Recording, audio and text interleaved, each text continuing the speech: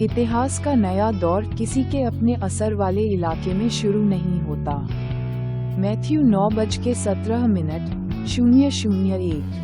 यहोवा परमेश्वर ने हमेशा एक नया दौर अपने असर वाले इलाके में नहीं, बल्कि कहीं और, एक नई जगह पर शुरू किया है। इतिहास को देखें तो पुराने ज़माने के लोग हमेशा नए दौर में आए। इस्राएलियों ने सोचा कि वे मिस्र में नए दौर का स्वागत करेंगे, लेकिन यहोवा परमेश्वर ने उन्हें मिस्र से बाहर निकालने के लिए एक नए आदमी, मूसा को भेजा। नए दौर की नई ज़मीन कनान की वादा की हुई ज़मीन थी, वह ज़मीन जहां उनके पुरखे रहते थे। उसके बाद भी उन्होंने हमेशा सोचा कि नया दौर पुराने नियम में ही पूरा होगा, जहां वे रहते थे। लेकिन नया दौर नए नियम में पूरा हुआ, जो यीशु पर केंद्रित था।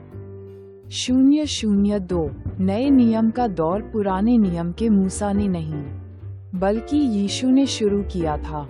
यीशु ने कहा, जैसे मूसा ने कहा था कि मेरे जैसा कोई आएगा, वह आया है और नए दौर का इतिहास लिख रहा है। जिसके बारे में मूसा ने कहा था, वह मैं यीशु हूँ। यीशु ने कहा कि नई दुनिया में नई वाइन बनती है और नई मशकों में डाली जाती है। मैथ्यू 9:17। अगर आप नए ज़माने में आए हैं, तो आपको नए ज़माने की ज़िंदगी मेहनत से जीनी चाहिए। मैं प्रभु के नाम पर आपको आशीर्वाद देता हूँ कि आप सब ये जानें, समय को ठीक से समझें और नए ज़माने के मालिक बनकर जीने के लिए उसी के अनुसार काम करें। 003 आखिर में, आपको जवानी में ही काम करना चाहिए, इससे पहले कि आप बहुत बूढ़े हो जाएं। समस्या को हल करने के लिए आपको ऐसा करना होगा।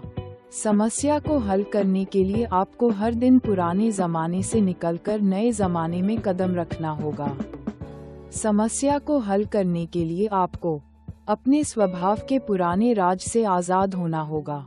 इसे हल करने के लिए आपको अपनी मर्जी, अपनी सोच, अपने सेंटर और अपने विचारों से आज़ाद होना होगा। ऐसा करने के लिए आपको यहोवा परमेश्वर के आदमी के साथ पूरी एकता में काम करना होगा। ईसाई सुसमाचार मिशनरी सोसाइटी, पादरी जियोंग न्यूक सियोक, रविवार का धर्मोपदेश।